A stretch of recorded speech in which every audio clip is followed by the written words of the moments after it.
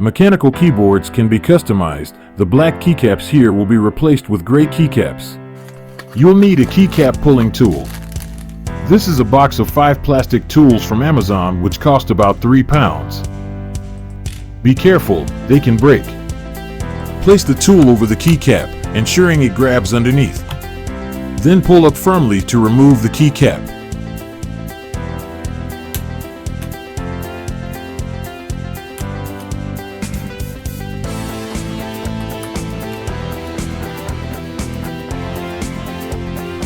Choose your new keycaps in a contrasting or complementary color.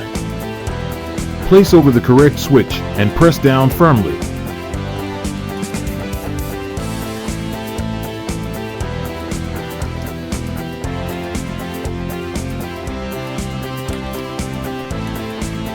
Finished and looking good.